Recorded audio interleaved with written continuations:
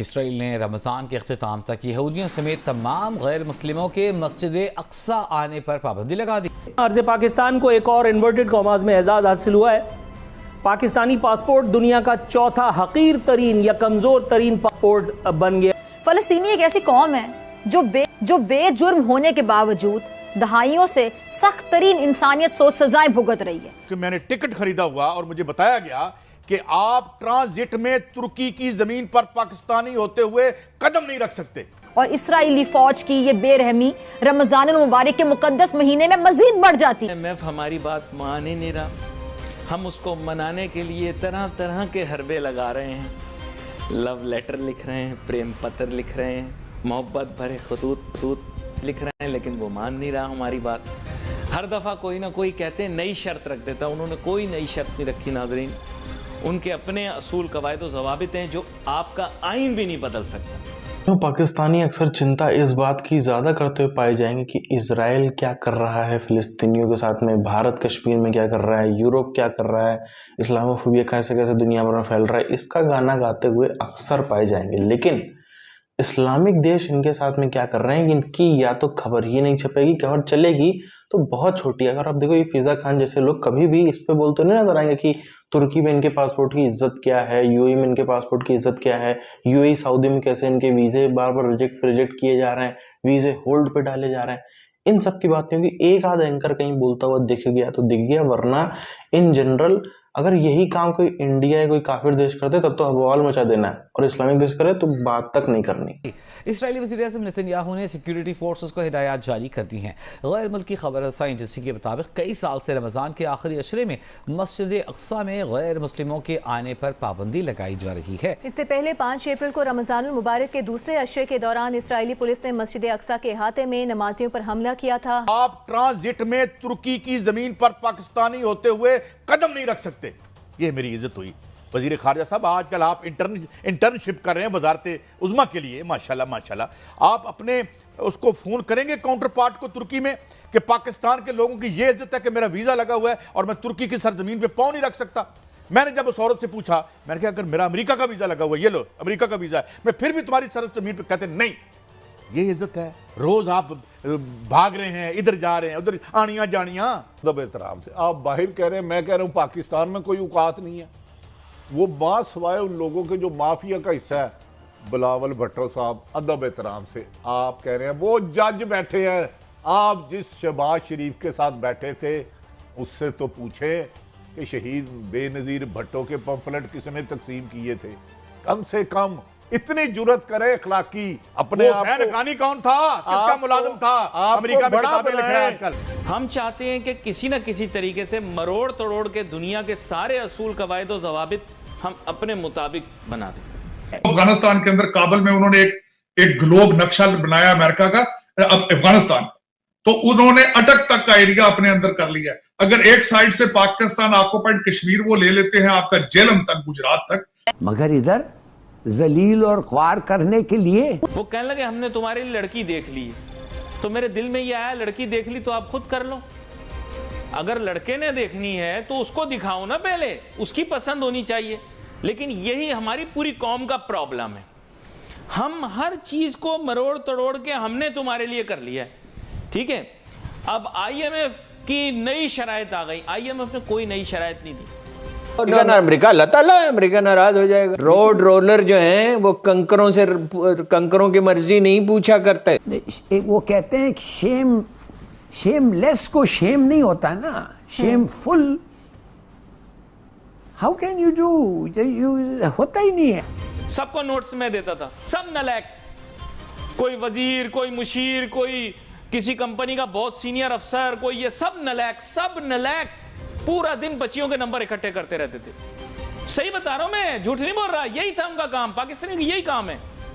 तो ये जो प्रेशर इनके दरमियान नहीं है, ये प्रेशर जो आ रहा है बाहर से।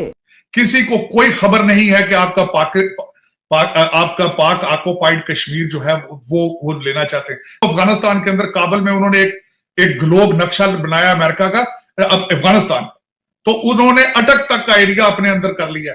इनको छोटी सी एक पोटली में डालकर कसकर ये कहें कि साहब वो चीज है जो हम चाहते हैं, क्योंकि हमारा जहन बचपन से ये बना हुआ होता है, माँ बाप बच्चे को कुछ नहीं करने देते, है ना।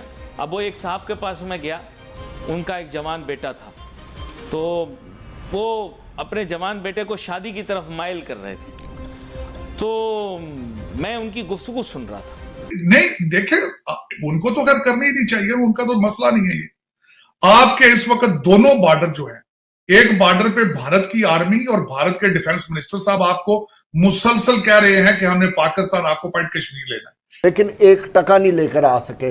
IMF ने इनको किस्त रिलीज करने से इनकार कर दिया। माय डियर कंट्रीमैन, अपनी आंखों को खोलो। You are very foolish. आप में से किसी को इकोनॉमिक्स का ई भी नहीं पता, सच में आपको बता रहा हूं। पढ़ना लिखना तो बहुत दूर की बात। मेरे साथ कॉलेज में जितने बच्चे थे ना कॉलेज में मेरे साथ, कोई वजीर बन गया, कोई मुशीर बन गया, यकीन करो सब फेलियर थे, सब फेलियर थे। मैं अभी बोलता हूं, मेरे दोस्त हैं, मेरे साथ बैठते हैं, फेलियर थे सारे, मेरी कॉपियों से कॉपी कर करके पास होते थे। मैं आपसे कहता हूं, रूसी जो पाकिस्तान जाते हैं वो कहते हैं इतना हमारा वेलकम किया जाता है जिसकी कोई हद नहीं, क्योंकि इस वक्त अफगानी करेंसी भी वो पाकिस्तान से बेहतर है। और दूसरा, आज आपने कभी मुझे करेक्ट करें अगर आप, कि सारे क्राइसिस में आपको सैलाब ज़दगान की भी बात कहीं से नजर आती है?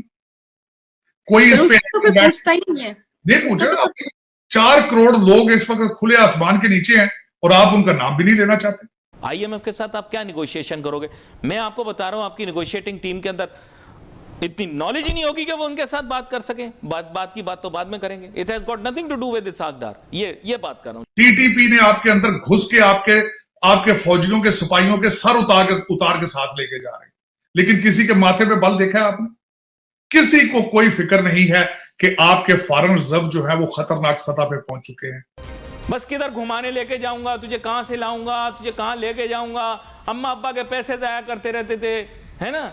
रोजा भी ऐसे ही रखते थे चिंटू की तरह, हर अजान के ऊपर खोल लेते थे, है ना।